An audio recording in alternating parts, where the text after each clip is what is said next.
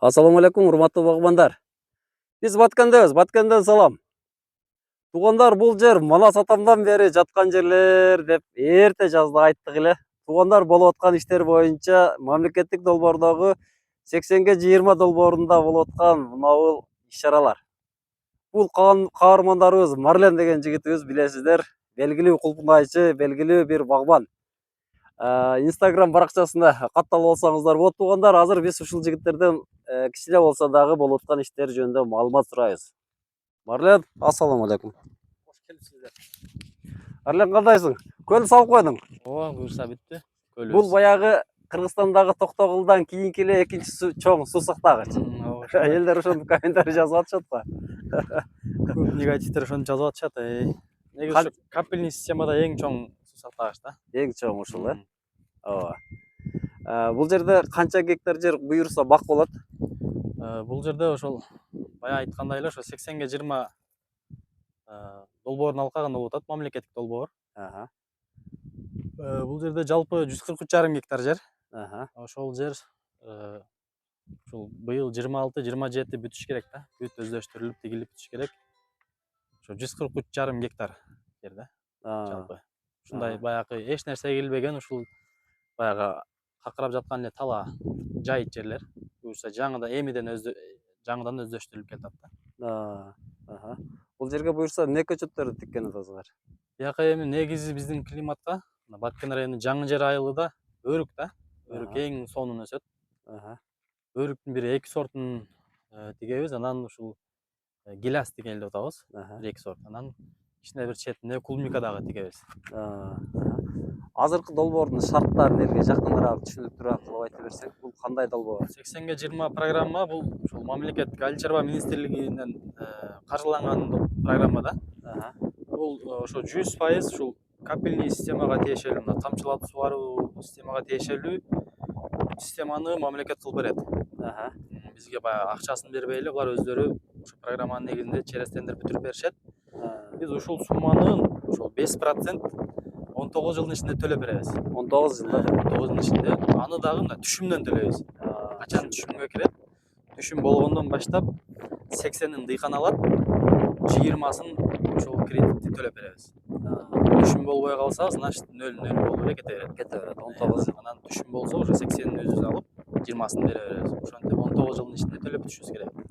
Бул только ушул тамчылатып сугаруу системасына тиешелүү гана жактарын бүтүрүп беришет. Мына бассейн, БСР, капельный шлангалар бүт баарын. Калган уже тигүү, тосмосун, башка кароо, андай мындай удобрение бүт баары биз өзүбүз кылабыз. Мына уже алгылыктуу иштер кетип атат экен. Көл бүтүптүр. Бул жакта азыр жигиттер иштеп атышат. Негизги трассаны тартып атышат. Буюрса качанга даяр болуп калат? Буюрса бир 2-3 айдын ичинде бүтөт толук. 2-3 ай бүтөт. Бул жерде ошол Кыргызстандын эң мемин деген эле ошол Евросервис деген компания бар. Көпчүлүк эле таанышат. Ошо тамчылатып сугаруу боюнча номер 1 деп койсок да болот. Ошол компания бүтүрүп берип атышат. Азыр жумуш жүрүп атат. Буюрса дагы бир 2 айдын ичинде толук бүтөт. Ушундай жери барларга эмне дейсиң? Ушундай жаткан жерлер бар да. Ооба, ушундай негизи именно биздин Баткенде өтө көп. Баткен облусунда. Буюрса ушундай жерлерди өздөштүрүп, ушундай бактарактарды тигип, ушул мамлекетибизге кичине болсо дагы салым кошуп, валюта алып келип дегендейчи. Эми канча ошол валюта кирген сайын мамлекетте өнүгөт да. Ушундай жерлерди буюрса баарыбыз биргеликте ушул өздөштүрүп, ушул мамлекетибизди көтөрсөк өтө жакшы болот эле негизи. Ооба, туура айтасың. Урматтуу туугандар, мына ушул Марлендин духундай дух керек да негизи мындай иштерди баштаганга. Негизи бул жерде поезд жылыптыр. Эми жүрүп баштады. Көл бүттү. Мында немени дагы салып коюштур. Кичине каналды дагы. Бул жактан агып суу келет экен. Суу куда каласа чечилсе, атасы коргонду тосуп коюшса, бул жерде буюрса сонун эле бак болот. Русландан азыр кеңеш сурайбыз. Бу жерге эмне тиксек болот деген суроону беребиз. Руслан, кел. Микрофонду алып ал. Баткенденби? Баткен. Берге Руслан.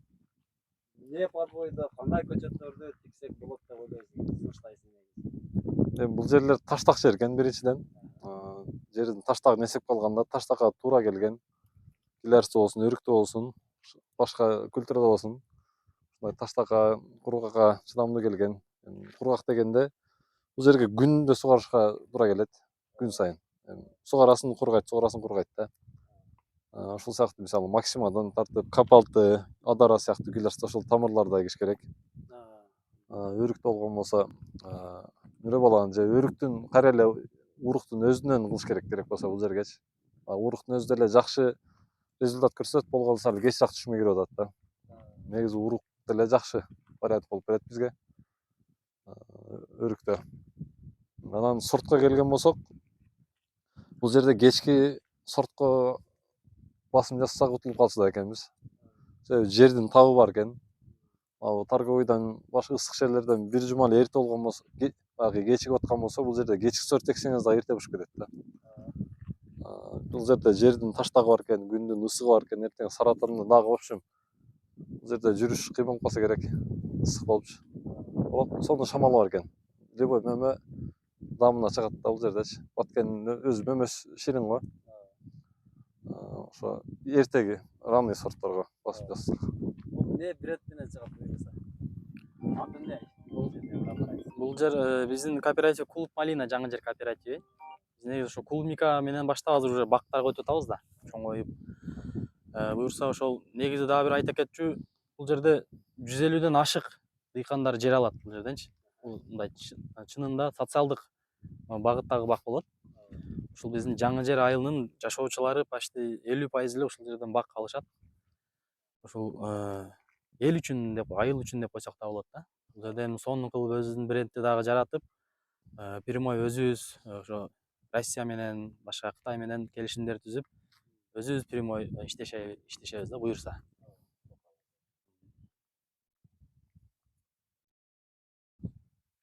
Кошумча сөз. Кошумча сөз эми ийгилик иштерде. Бул жерде жакшы иштер болуп атыр өтө сонун. Кыргызстанга эми сонун баягы үлгү боло турган, шпаргалка болуп бериле турган биринчи проекттер болуп атат да. Мамлекет бардыгын кылып берип атат. Элдер ушинтип уюм баягы чогулуп, бир эмеге келип, сөзгө келип, бирдей сорттогу, бирдей түрдөгү эмени мөмө жемишти өстүрүп атышат буюрса. Ошого токтолуп бардыгы бирин угат экен десек болот экен да. Оштуктарга берип койсок, оштуктар бардыгы кыйынбыз да. Бардыгы өзүнүн билгенин эгип эме болуп кетет. Ошо мамлекетке да чоң ыраазычылык билдирип коюш керек. Себеби биз мурда айтат элек го, мамлекет кылып бериш керек, мамлекет кылбай атат, мамлекет иштебей атат депчи. Мына иштеп атат мамлекет. Акчаны, вложенияны кылып атат. Бүт шартты түзүп берип атат.